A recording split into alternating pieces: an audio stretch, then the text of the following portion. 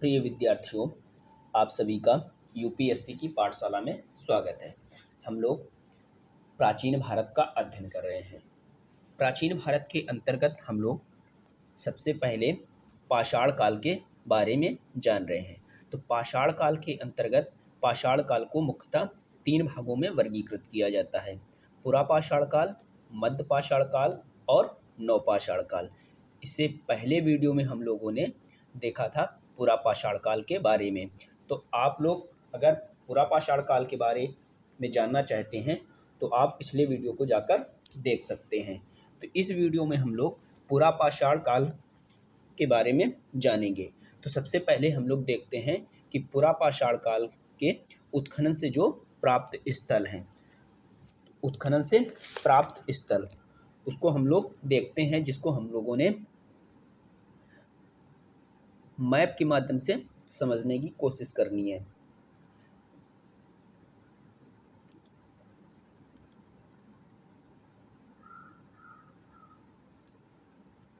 तो जो ए अक्षर है, ए अक्षर, तो ये है दमदमा स्थल। तो दमदमा मध्य पाषाणकालीन स्थल जो है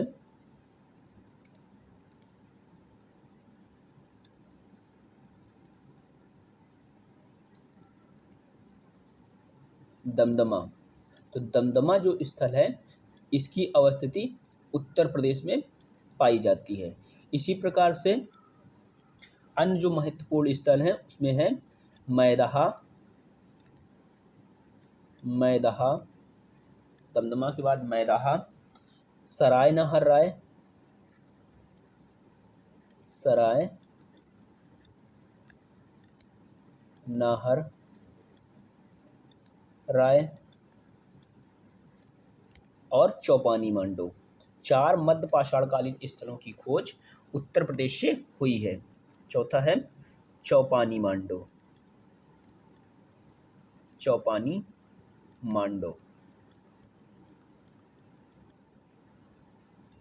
इन चारों मध्य पाषाणकालीन स्थलों की जो अवस्थिति पाई जाती है ये है उत्तर प्रदेश के इलाहाबाद के निकट बेलन घाटी जो है उसके आसपास वाले क्षेत्रों में इनकी अवस्थिति पाई जाती है। उत्तर प्रदेश, उत्तर प्रदेश। तो इनका जो विस्तार है मुख्यतः प्रयागराज, प्रतापगढ़ से लेकर सोनभद्र वाले क्षेत्रों तक इसका विस्तार पाया जाता है। तो ये जो स्थल हैं, ये चारों स्थल ABCD, तो ये हैं दमदमा, मैदहा, सराय नहर राय और चौपानी मांडो। इन चारों मध्य पाषाणकालीन स्थलों की खोज उत्तर प्रदेश से हुई है। अब देखते हैं अन्य राज्यों के, जैसे ये जो है एफ अक्षर, तो ये है एफ अक्षर, ये राजस्थान का बागोर मध्य पाषाणकालीन स्थल है।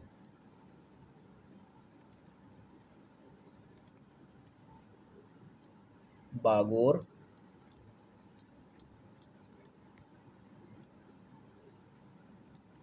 ये प्राप्त हुआ है राजस्थान से।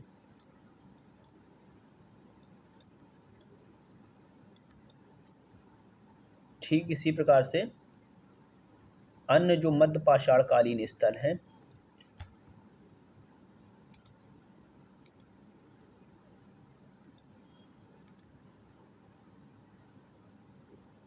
वो हैं लंघनाज, लंघनाज, लंघनाज मध्य पाषाणकालीन स्थल की खोज गुजरात प्रांत से हुई है। ये क्या है? ये है लंघनाज। तो यहाँ से भी मध्य पाषाणकालीन मानव के बारे में जानकारी प्राप्त होती है।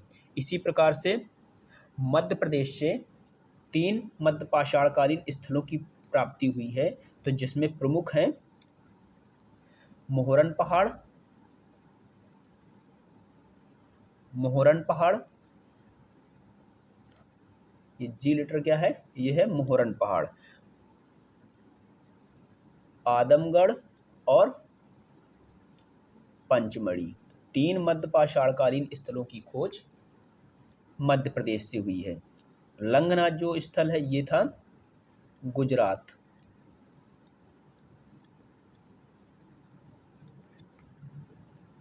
मध्य प्रदेश से 3 पुरा स्थल मध्यपाषाणकालीन स्थल प्राप्त हुए हैं, तो जिसमें प्रमुख हैं मोहरन पहाड़, मोहरन या मोहरना पहाड़, मोहरन पहाड़,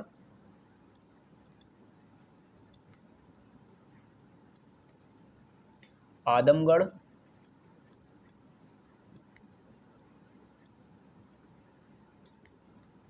और तीसरा है पंचमढ़ी। ये 3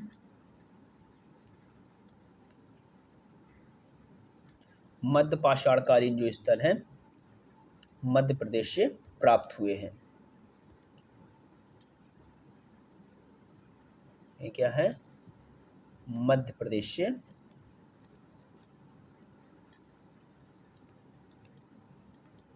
प्राप्त हुए हैं। इसी प्रकार से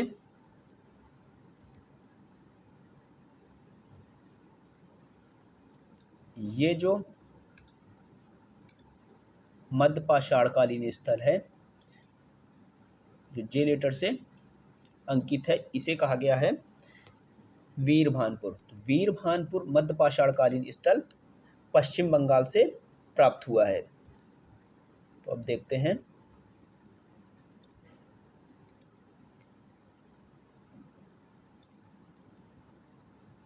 वीरभानपुर।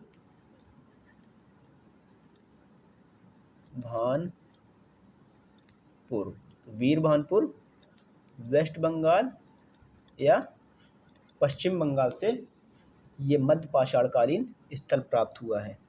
इसी प्रकार से कर्नाटक में कर्नाटक का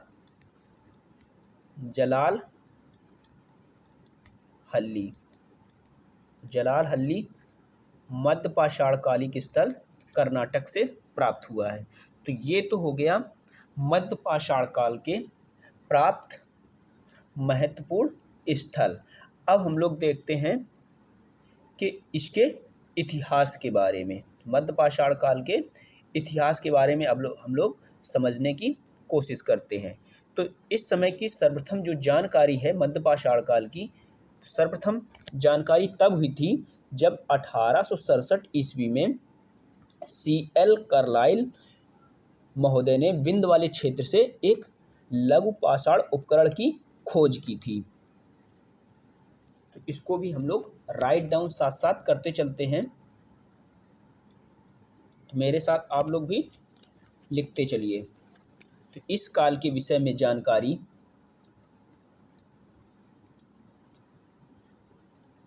इस काल के विषय में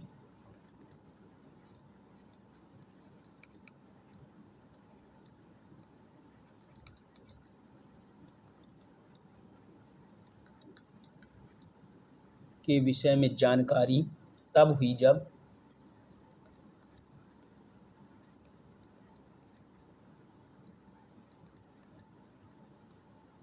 1867 ईस्वी में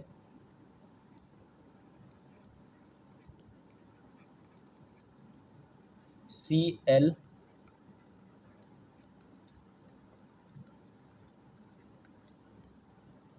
कार्लाइल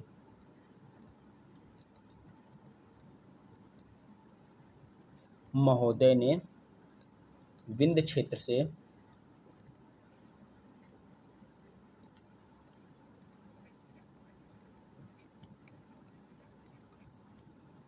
लघु पाषाण उपकरण की खोज की। लघु पाषाण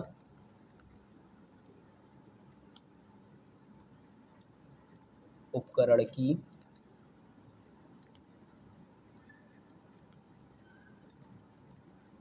खोज की।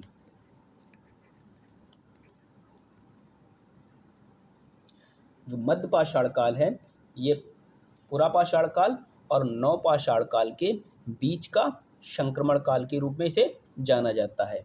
यह काल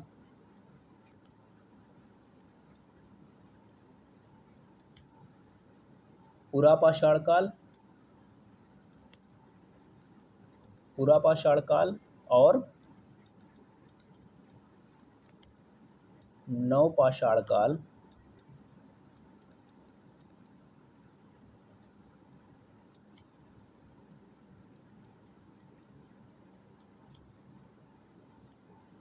के बीच का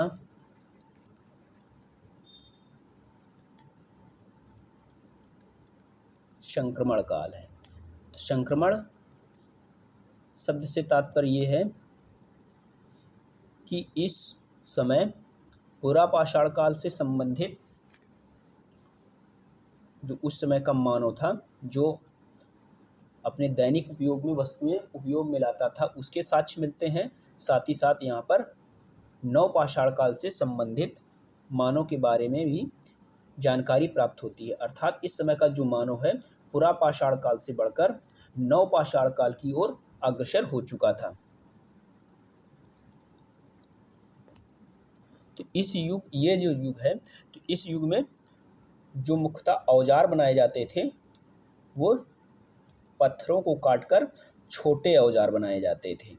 छोटे औजार बनाए जाते थे जिनकी लंबाई लगभग होती थी 1 से 8 सेंटीमीटर। तो जिसके कारण इस काल में जो छोटे औजार बनते थे, इसके कारण इस काल को माइक्रोलिथिक या सूक्ष्म पाषाण काल के रूप में भी इस काल को जाना जाता है। तो इसको भी राइट डाउन करते हैं।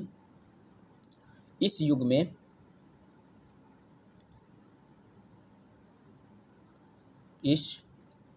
युग में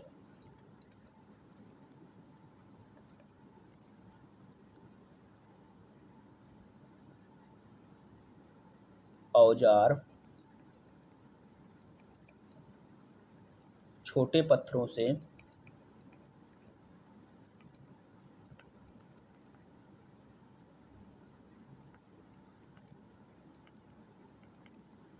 बने होते थे। इसलिए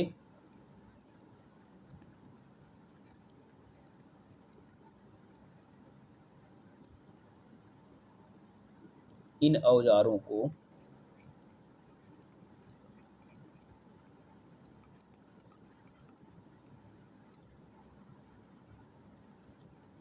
क्या कहा जाता था? माइक्रोलिथिक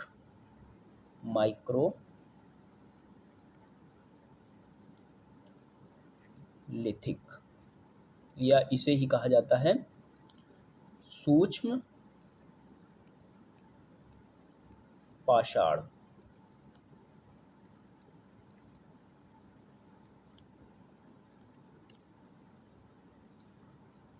कहा गया है। इन औजारों की लंबाई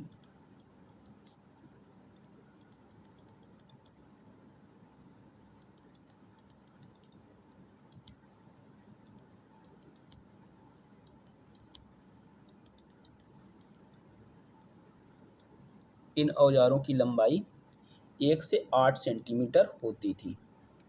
1 से 8 सेंटीमीटर थी।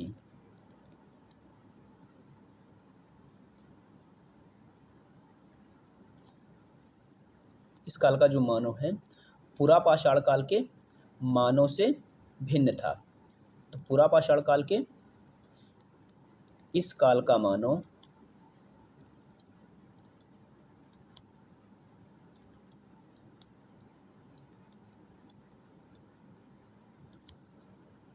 पुरापाषाण काल के मानव से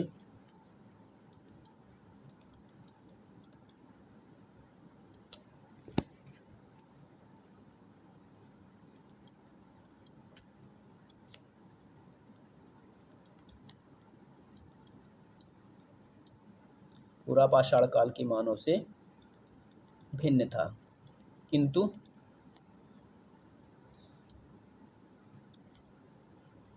किंतु या परंतु या यद्यपि वे शिकार पर ही निर्भर थे। इस समय का पेशा क्या था? मुख्यतः जो पूरा पाषाण काल का पेशा था शिकार करना, इस समय भी ये जारी रहा था। शिकार पर निर्भर थे।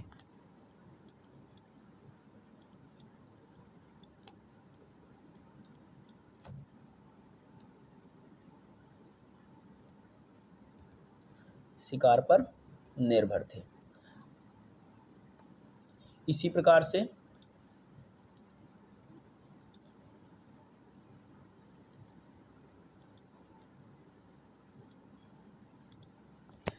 जो पशुपालन की प्रारंभिक जानकारी प्राप्त होती है वो मध्य पाषाण काल से ही प्राप्त होती है। तो इसमें फिर से नोट देखेंगे एक प्रकार से, तो पशुपालन की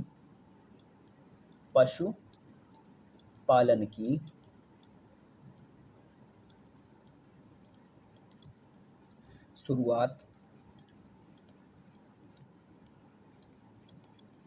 आप सभी लोग कमेंट में बताइए कि मानव ने सबसे पहला जानवर कौन सा पाला था या किसे सबसे पहले पालतू बनाया था। पशुपालन की शुरुआत इसी काल से माना जाता है या इसी काल से हुई, इसी काल से हुई, जिसका प्रथम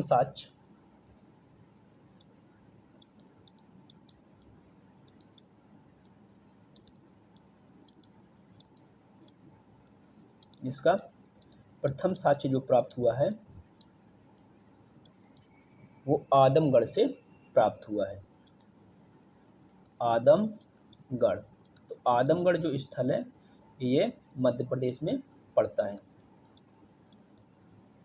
आदमगढ़ से प्राप्त हुआ है।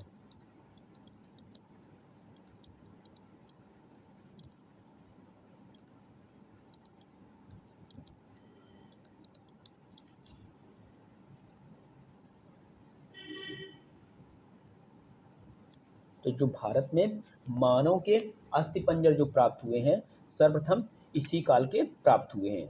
तो इसमें राइट डाउन करते हैं,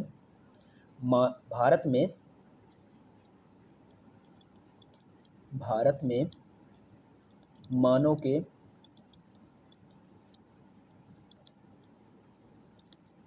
अस्थिपंजर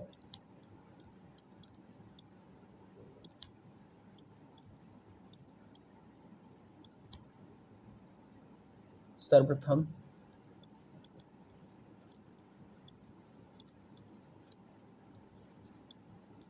इसी काल से प्राप्त होते हैं।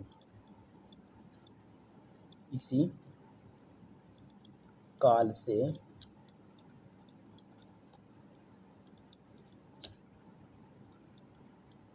प्राप्त होते हैं। इसी प्रकार से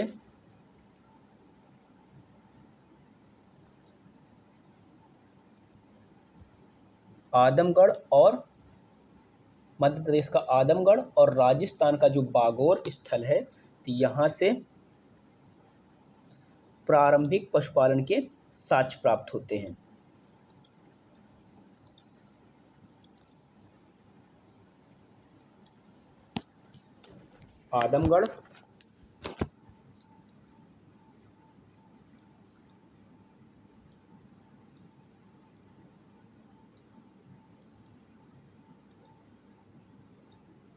आदमगढ़ और बागोर। तो आदमगढ़ पड़ता है मध्य प्रदेश में और बागोर पड़ता है राजस्थान में। तो यहाँ से पशुपालन के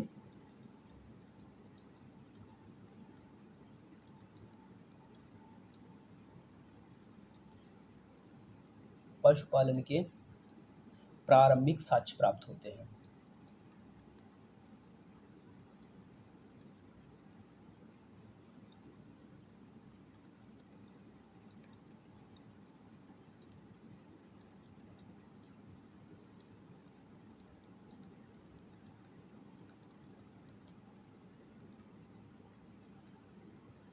इसी प्रकार से सराय नहर राय और मैदाहा जो है उत्तर प्रदेश से प्राप्त मध्यपाषाणकालीन स्थल हैं। तो यहाँ से अंत्येष्टि संस्कार विधि तथा मानव आक्रमण के साक्ष्य मिलते हैं।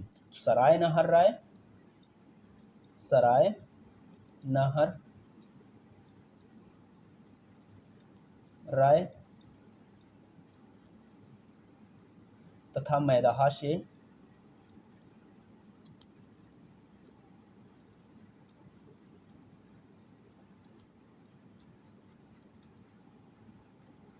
अंत्येष्टि संस्कार विधि, अंत्येष्टि संस्कार विधि क्या होती है? जब मनुष्य का निधन हो जाता है तो उसके बाद जो क्रियाक्रम किया जाता है उसे ही अंत्येष्टि संस्कार विधि कहा जाता है। अंत्येष्टि संस्कार विधि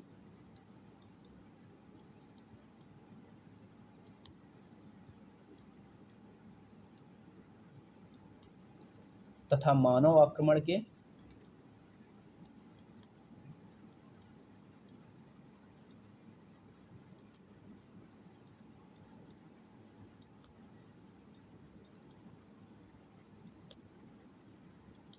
प्रमाण मिलते हैं या साक्ष्य प्राप्त होते हैं, प्रमाण मिलते हैं।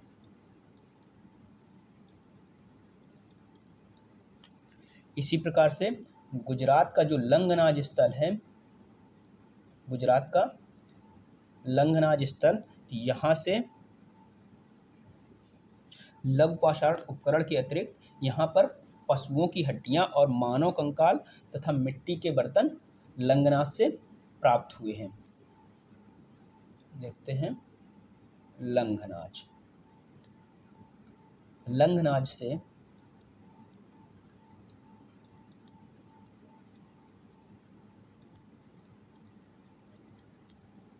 लघु पाषाण उपकरण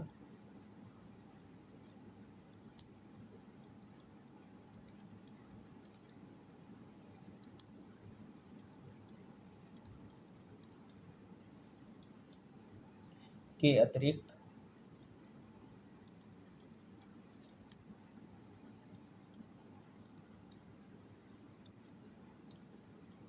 पशुओं की हड्डियों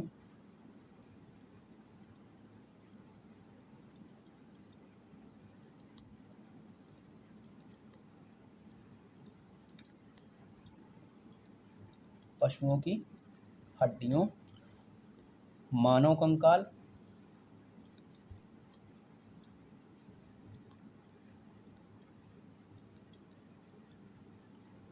मानव कंकाल के साथ साथ यहाँ से मिट्टी के बर्तन प्राप्त हुए हैं तथा मिट्टी के बर्तन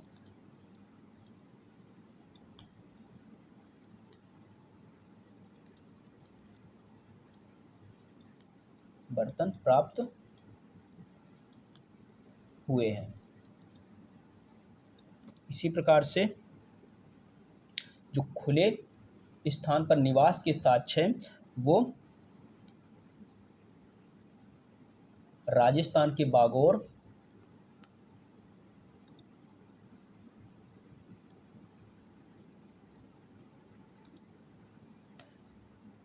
खुले स्थान पर निवास के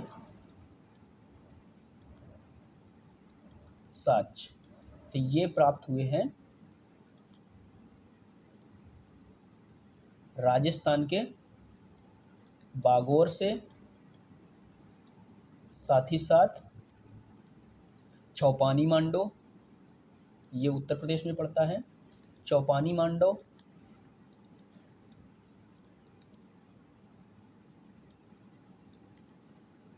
चौपानी मांडो और साथ ही साथ सराय नहर राय जो है, सराय नहर राय, तो यहाँ से खुले स्थान पर निवास के साक्ष्य मिलते हैं।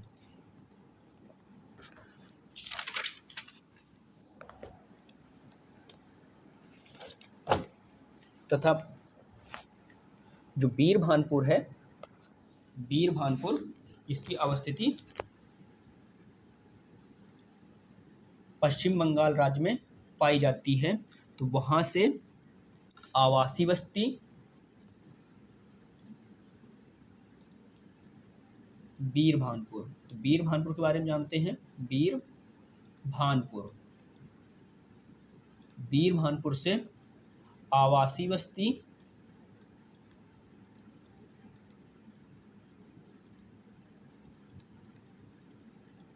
यहाँ मतलब जो जनसमूह था एक साथ निवास करते थे। आवासीय बस्ती तथा पत्थरों की एक फैक्ट्री प्राप्त हुई, या पत्थरों से निर्मित होने वाले औजारों की यहाँ पर फैक्ट्री प्राप्त हुई है।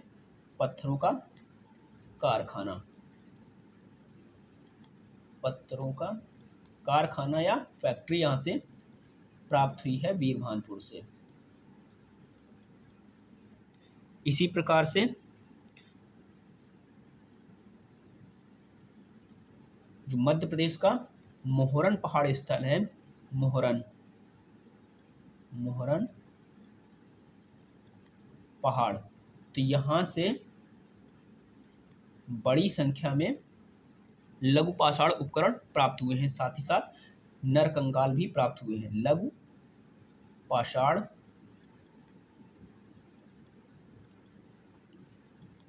उपकरण,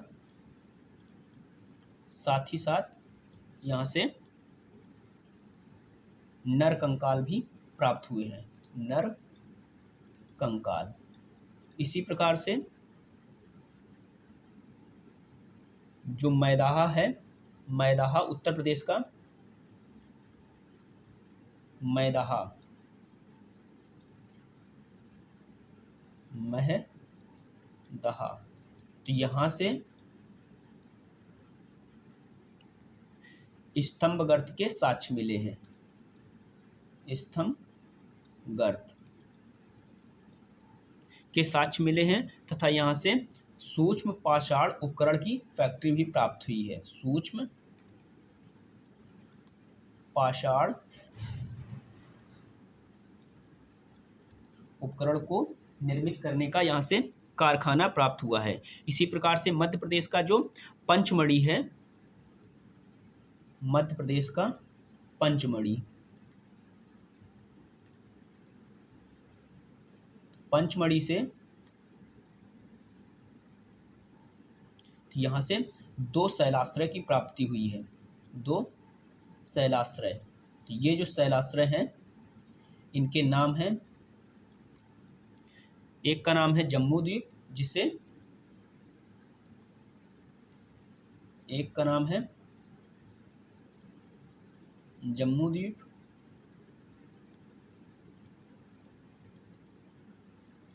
और दूसरे का नाम है द्वारोथी द्वीप, द्वारोथी द्वीप। तो ये हो गया मध्य पाषाण काल के मानव के जीवन के बारे में तथा उत्खनन से प्राप्त महत्वपूर्ण स्थल हैं उनके बारे में। वीडियो अच्छा लगा हो तो वीडियो को लाइक करें, कमेंट करें तथा बेल आइकन को जरूर प्रेस कर लीजिए, जिससे कि वीडियो सबसे पहले आप तक पहुंच सके। इस वीडियो में हम लोगों ने जलाल हल्ली के बारे में नहीं जाना है, तो इसको भी शॉर्ट तौर पर समझ लेते हैं। तो जलाल हल्ली जो स्थल है ये बंगलौर के निकट अवस्थित है। तो यहाँ से मुख्यतः डेल्टा जो अक्षर है उसके तिरछे फलक यहाँ से प्राप्त हुए हैं। चलिए इस वीडियो को यहीं तक रखते हैं। आप सभी का बहुत बहुत धन्यवाद।